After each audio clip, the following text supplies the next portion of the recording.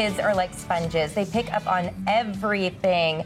Author David Coates' research confirms the idea, which he believes can be the cause of some huge problems in families. In his book, right here, Kids Pick Up on Everything, he highlights 3 simple steps that diffuse the problem areas. Welcome so much to the show, David. Happy to have you here. It's nice to be here, but off the bat, I got to tell you, I'm a little disappointed because they didn't warn me that you're going to be better looking than I am. So I don't know how I'm going to stand out today, okay? But you got that expecting mom glow, and I'm sitting here like chopped liver. You know what? You are a smart man. You know how to start an interview out, don't you? Absolutely. I'm going to take out all my tough questions now. Okay, I appreciate it. No, I'm kidding. Okay, you say stress is the new normal for parents. It really, you know, it is. We all feel rushed and stressed, and you say that that can be really hazardous to our kids. What do you mean by that?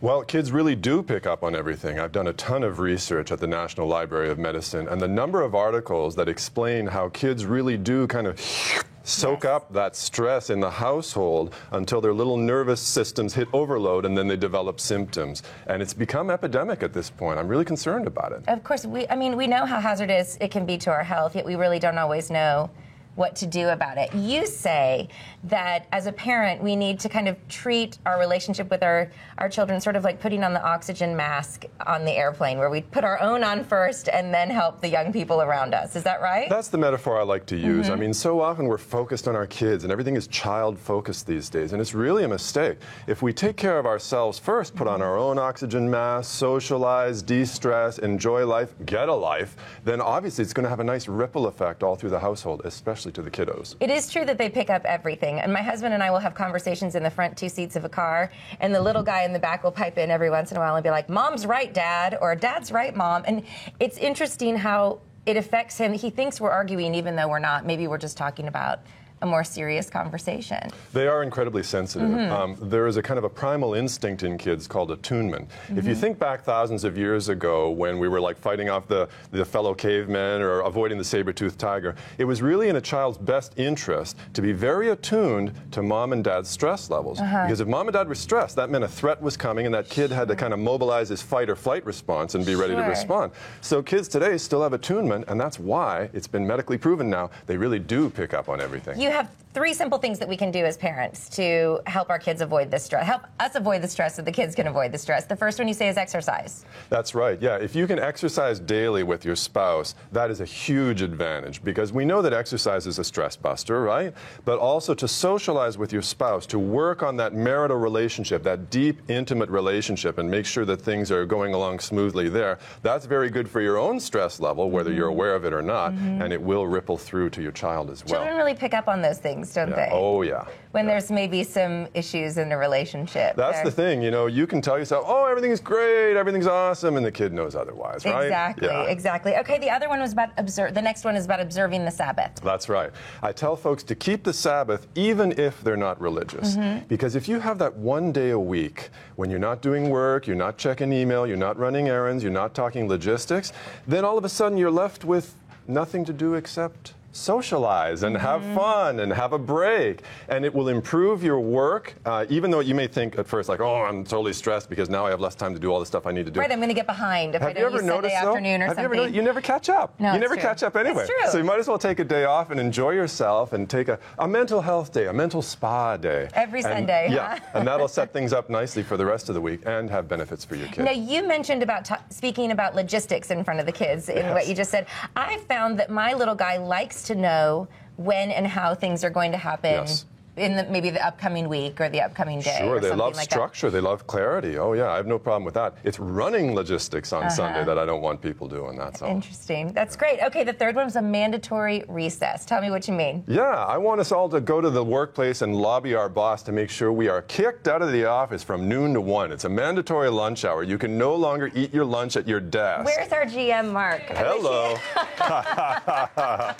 Yeah, that one always gets me the big buck. Yeah, I'm sure you'll be invited back immediately.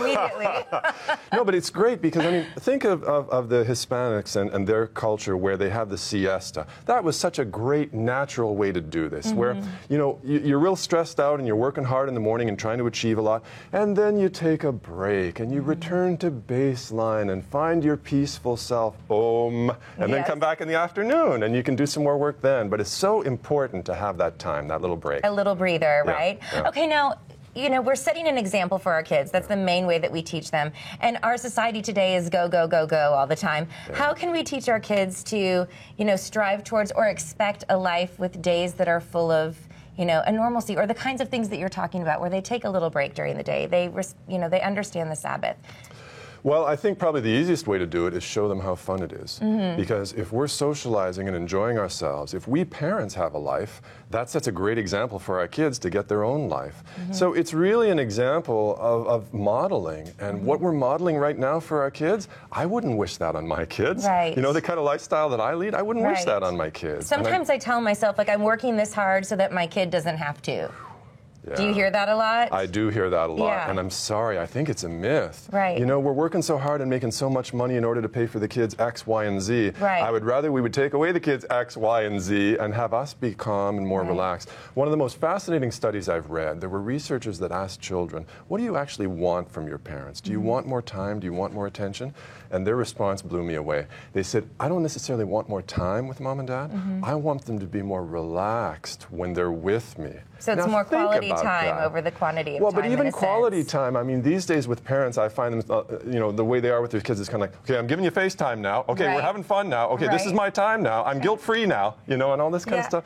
And that's not what the kids are after. It's more about the vibe we bring to our time with the kids than it is how much time we spend with the kids. I have to ask you about entertaining the kids. I have one child, I have one on the way, mm-hmm. but it's just been him with a lot of grown-ups for a while. Yeah. And we have a tendency to want to keep him entertained all the time. Mm-hmm. And I've made a little bit of a point to give him, space to use his imagination and play on his own, but it's a little bit tricky. He kind of expects to be, razzle-dazzled quite often. Well, forgive me, but I suspect that you've probably trained your child to have those high expectations. Yeah. It's very popular these days. You're not alone. There's a lot of parents that think that they have to be kind of a walking Disney World for their children all the time and to engineer this perfect trauma-free world that the child can grow up in and therefore become happy.